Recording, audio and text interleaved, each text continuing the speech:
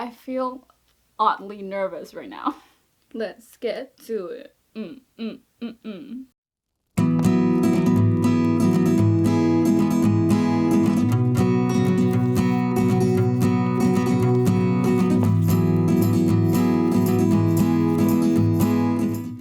Alright, hi everyone, I'm Yitmarak and welcome to my video. I haven't done a video in a really long time. I've been wanting to get back into it, and somebody on Twitter suggested that I do a recent reads video, so here I am. This is basically going to be mini reviews of a few books that I've read recently, and that's it. That's my intro. Let's get into it. The first book I have is Red, White, and Royal Blue by McQuiston. This book has been going around. I absolutely love this book. I give it a 5 out of 5 stars. Red, White, and Royal Blue follows the character of Alex Claremont Diaz, who is the first son of the U.S., or the son of the U.S. president, and Henry Windsor, I believe that's how that last name is pronounced, who is the Prince of England. So we have Alex and Henry. The two of them are rivals, but because of an incident that happens, the two of them have to pretend to be best friends in front of the media and basically the entire world. Two of them start getting to know each other, they develop a friendship, and then they become a little bit more than that. We're talking romance. Lots of it. We have rivals to best friends to lovers. One of my favorite tropes. I was living my best life while reading this book. One of the reasons why I really love that trope or that character dynamic is because I love seeing the characters sort of switch their perspective about each other. Plus, it also opens doors for a lot of witty and bantery dialogue. The dialogue in this book is fantastic. I almost highlighted the entire thing because there's so many incredible and like sweet moments, but it's also so funny. I was genuinely laughing out loud. It's always fun when a book can make you laugh and when it can make you happy. It's also hella romantic. It's so romantic. They're constantly emailing each other and it's just so cute. It's so cute and adorable, and I just love the two of them. I love seeing their relationship. The side characters are really present in the novel as well. Alex has this really strong bond with his sister June, and he has a best friend Nora. And seeing their relationship was also really great. They're very well developed. Some of the conflict inside this novel relies on the fact that Alex and Henry are two very public figures. They are worried about how the world will react if they're just like straight up like, we're a couple. Henry's family is very conservative. Alex's family is a bit more supportive, a lot more supportive than Henry's actually, but he's also worried about how him saying that he's dating Henry will affect his mother's re-election. I really love that through Henry and Alex, the reader can see two different experiences regarding the discovery of one's sexuality. We have both gay and bi rep in this book. Henry is a character who's like, I'm gay, I've always been gay, I've known all my life. And then we have Alex, who at the beginning he's like, oh, I'm straight. Wait, maybe I'm not. So I thought that was really cool and just really important to have these two very valid experiences of somebody who knows that part of himself from the very beginning of his life. Someone like Alex who sort of discovers that part of himself later in life when he's older. The message of the book is very hopeful, and it's all about making history and making a change. At the end of the novel, there's this overwhelming feeling of hope. To me, it was really inspirational. It made me very emotional. I laughed and I cried. It's just a feel-good book. Warnings for homophobia, biphobia, mentions of drug use. There is sexual content in this book. It's not explicit to me. I read a lot of romance, so this was not explicit at all. It's not very descriptive, I would say. There's mentions of sexual harassment, and there's lots and lots of profanity. There's a lot of cursing. So I could probably talk about this book forever. It's really wonderful. I definitely think you guys should totally go check it out.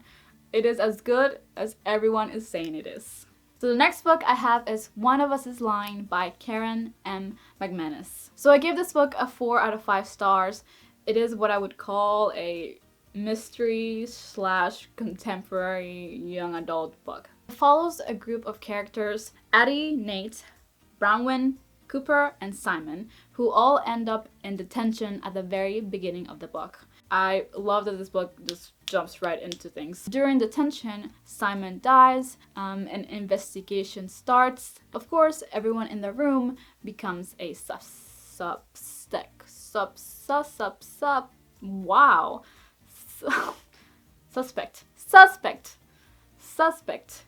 English.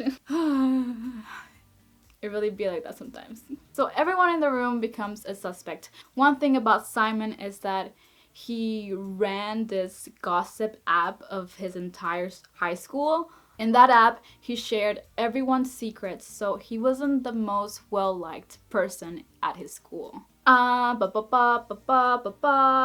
forgetting what I wanted to say right now. The book follows a very stereotypical cast of characters. We have Cooper, who's the jock, Nate, who's the bad boy, Bronwyn, who is the smart, nerdy girl, and then we have Addie, who is shy and doesn't really fit anywhere. Something that I really liked about this book is that it does switch between all of their perspectives, which is really interesting because they're all possibly murderers. It allows the reader to get into the mind of every character. Reading it, you're almost convinced that they're innocent, that they didn't really do anything, but then you're also aware of the fact that one of them is lying to you. So the whole time you're like, who is lying to me right now? At least that was my experience, and that's what kept me reading that. The reason why this book reads like a contemporary is because it's very high school focused. So we're dealing with a lot of petty teen drama, like who is dating who and what parties where, and I personally do enjoy reading stuff like that sometimes because I find it to be just really easy reads. We also have a bit of a romance between Nate and Bronwyn, which I also really loved. It's probably my favorite part of the book because I love romance and they have this forbidden love thing going on. On the flip side, this book does cover various serious topics. We were talking about violence in schools and bullying. Simon's gossip app has opened a lot of doors for that. There's also mentions of school shootings. A lot like Red, White, and Royal Blue, it's stuff that is very relevant to our times. For one, we're seeing what one may say are silly teenage problems, and on the other hand, we're seeing these very serious and dangerous things that teenagers at school or just students at school are dealing with. So reading it, I really enjoy that. 1 second we're reading about Nate and Bronwyn, and then next thing we're talking about there's a murder and there's violence and bullying. And there is talk of suicide and self-harm. There is homophobia and drug use in this book. So if you're looking for a little bit of a mystery novel with some contemporary themes, then I definitely suggest this book. I got really invested the more that I read, and personally I didn't think the twist was very predictable. I will say that I'm very bad at predicting things. Next book I have is Daisy Jones and the Six by Taylor Jenkins Reid. This is another very popular book that has been going around all of the places I heard about it, which is the reason why I picked it up. I gave it a 4 out of 5 stars, and I also listened to this one on audio. I've read one other book by Taylor, and that is The Seven Husbands of Evelyn Hugo, which I adored and loved so much. In comparison, I didn't enjoy this one as much. I think that is an exceptional read, but I didn't absolutely love it like I loved The Seven Husbands. So this novel follows a band from the 60s, the Six, and a singer, Daisy Jones, who come together. They make this really popular album. The whole novel covers how the band came together, where Daisy comes from, how the two of them made music, and why the band ends up breaking up. It's all about the lives of these band members. That's basically it. For me, the plot itself wasn't super exciting. A book that it's very much character driven. I'm not 100% sure what the physical structure of the book is. Listening to it on audio is almost like the characters are being interviewed. They're constantly switching between each other, between the band members and their managers and their family members and this and that. And it's a novel that heavily relies on reflection because we're hearing these older characters reflect back to their younger selves. It's a very personal and intimate novel, and I feel like if you don't really care about the characters, you might not enjoy this. One thing that I really enjoyed about Taylor's novel that I read, The Seven Husbands of Evelyn Hugo, which you should read, was her characterization. They always read like real human beings, and I felt the exact same way about all of the characters in Daisy Jones and the Six. Two of our main characters are Daisy Jones and Billy Dunn, who is the lead singer of the Six. They're two very imperfect and flawed characters dealing with lots and lots of problems. Their relationship is a big part of the novel. The two of them don't really get along, but then they make this amazing music together. Drug addiction is a huge thing in the novel. Billy is a character who's trying to get sober. He's trying to leave that life. Daisy, on the other hand, definitely 100% has a drug addiction, but she's not ready to get sober. She's not ready to leave that. One thing that I really enjoyed about this novel was the music factor, the music theme. I found it to be super cool the way that Taylor describes all of the music, tone and the mood and the lyrics. She talks about how the music is produced, how the voice of the singers sound. We're following characters who tell their stories through their music. Music itself becomes a really big part of the narrative of the entire novel. So well described that I felt like I was listening to the songs, like I could actually hear them, and I wish that I could. Daisy was a character that I found very frustrating, mostly because she does a lot of stuff that I wouldn't do, but I also really just appreciate her and respect her. She's the type of person who knows what she wants and she goes after it, but she's also a character that's dealing with a lot of hurt and a lot of pain and a lot of trauma, so you get to see that as well. I talked about that there's a lot of mentions of drug use. Everyone does drugs in this book. There's also some sexual content, and if I miss anything, I'm going to write it down below in the description box.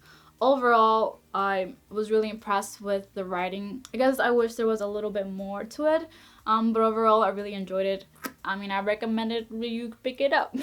Thank you guys so much for joining me. I know that was only 3 books, but I tried to be detailed when I talked about all of them, and also I'm in a reading slump. Don't forget to subscribe, like, and comment, and I will see you guys later. Bye. I did it. I filmed a video. I probably didn't talk about some things that I wanted to talk about. Yikes. Alright, I'm out.